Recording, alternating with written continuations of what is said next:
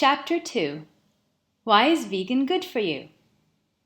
First of all, for this series, we always assume that by vegan, we mean a healthy diet full of nutrients, and not a diet that is just eliminating animal products, but has highly processed foods, industrialized ingredients, complex sugars, heavy fats, and toxins. What are the main health benefits of going vegan? There are many benefits to going vegan. Vegan is what you can easily call a lean diet, a diet that gives you only what you need so that your body gets all the nutrients but without anything you don't need. No heavy foods that are hard for the body to digest and deplete you from energy. Eating vegan foods make you feel good, energized, and light. You will also feel less pain in general, as pain is related to accumulation of acids in the body. And healthy vegan foods are more alkaline.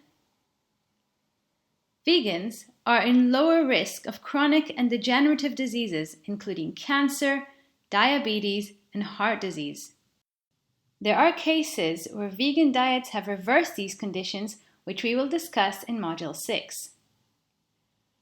According to medical doctors Neil Bernard and Caldwell Esselstyn, heart surgeon, cancer expert, and author of Forks Over Knives, a vegan diet prevents blocked arteries, which eliminates the risk of erectile dysfunction.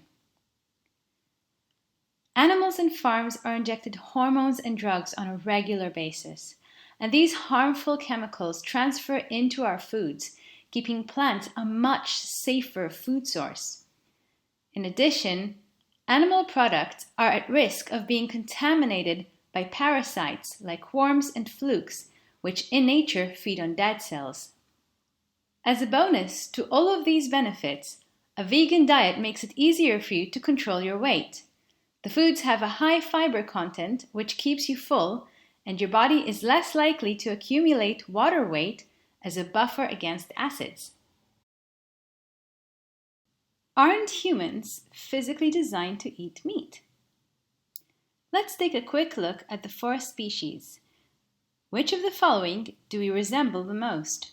Carnivores have a rough tongue and sharp teeth, strong enough to rip flesh. Their GI tract, or system of digestive organs, is 3 times the length of their spine. They have minimal colon absorption, a simple stomach with strong acids, a complex liver with 5 chambers, and their kidneys or urine is mainly acids. They eat meat and vegetables. They also walk on all 4s and have claws and a tail. Omnivores have a moderate to rough tongue and sharp teeth to rip flesh.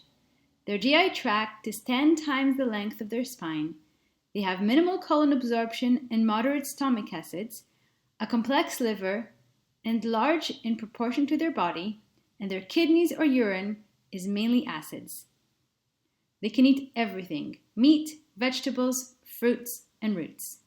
They either walk on all 4s or fly, have hoofs, claws, or paws, are completely covered by hair or feathers. Herbivores have a moderate to rough tongue, but no sharp teeth to rip flesh.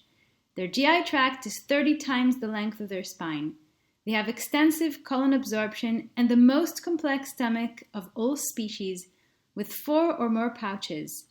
Their liver is extensive to allow absorption, and their kidneys or urine is mainly alkaline. They eat vegetables and roots. They also walk on all 4s and have hoofs. Frugivores have a smooth tongue and no sharp teeth to rip flesh. Their GI tract is 12 times the length of their spine. They have extensive colon absorption and a stomach with 2 compartments. Their liver is simple, and their kidneys or urine is mainly alkaline. They eat fruits, nuts, seeds, and sweet vegetables. They also have fingers and toes and are able to stand upright. Let's have a look at the 4 species together. Which one do we resemble the most? We don't have teeth to rip flesh, so we can't be an omnivore or a carnivore. We also don't have such a long GI tract to allow us to absorb vegetables like herbivores do. We also look a little bit like a monkey. Humans are frugivores. This, of course, doesn't mean that we don't have any space to maneuver. Nature wanted to ensure our survival, but since we have a choice, we must think about what would be the best fit for our body and not just what's acceptable. You must now feel a lot better about understanding why your body does best on vegan foods and why people who have a high percentage of animal products in their diet get so much healthier on a vegan diet.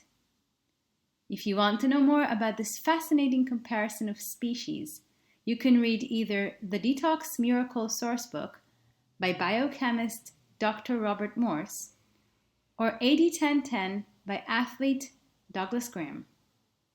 But wasn't caveman a hunter-gatherer? Building on the research of history professor Yuval Noah Harari, early humans were not the great mammoth hunters we'd like to imagine they were, which is why he liked to call them gatherers. They relied on fire for warmth and safety, and also for burning down forests to expose small animals like rabbits. Otherwise, they fed mainly through foraging fruits and berries. When one source of food was damaged by weather or natural disasters, humans had the knowledge to gather other foods.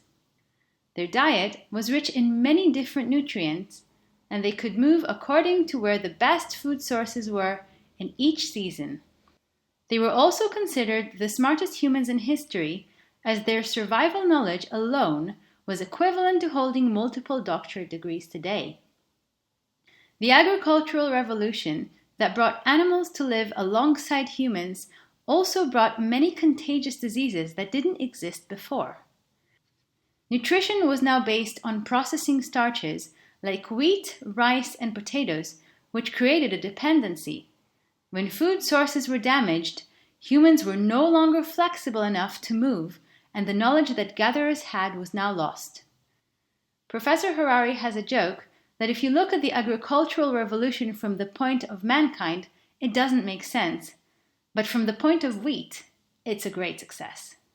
So far, we've spoken about the benefits of veganism. It's natural, it's based on both our species and early history, and it's the way you were meant to eat.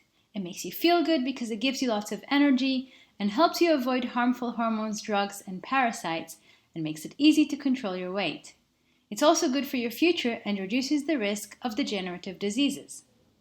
Now let's talk about the dangers of animal products. In America, where the diet consists of high levels of animal products, 75% of the healthcare costs come from 4 major diseases.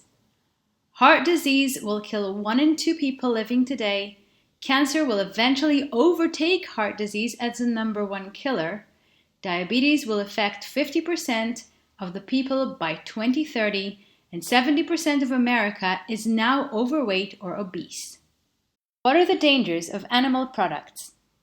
Animal protein causes the body to produce high levels of certain hormones and chemicals, like the insulin-like growth factor 1, trimethicillin, anoxin, and fibroblast growth factor 23, which increase the rates of cancer, inflammation, and cholesterol plaques in blood vessels. It's also harsh on kidneys and liver, and in addition, animal protein creates an acidic state which the body resolves by taking calcium away from the bones. All meats, including red meat, chicken, and fish, have dangerous animal protein and high levels of cholesterol. Chicken has the same amount of cholesterol as red meat, and fish has even more. Fish also has 20% more saturated fats than red meat. Meat also has sulfur-containing amino acids, which the body uses its calcium to combat. In many ways, dairy is worse than meat. It has high levels of animal protein. Casein, the animal protein found in milk, increases risk of cancer development. In addition to the problems mentioned before, the animal protein fragments found in dairy can create an autoimmune condition leading to type 1 diabetes and multiple sclerosis. Hormones found in dairy are related to hormone-dependent cancers, ovarian, uterine, breast, testicular, and prostate. Men can also absorb the estrogen in the milk, which significantly decreases their testosterone. In addition, milk exposes people to antibiotic residue from livestock treatment. Eggs. Eggs contain high levels of both animal protein and saturated fats. 70% of their calories are from fat, mostly saturated. High consumption of eggs increases the risk of diabetes by 68%, for prostate cancer by 81%, and for colon cancer by 500%.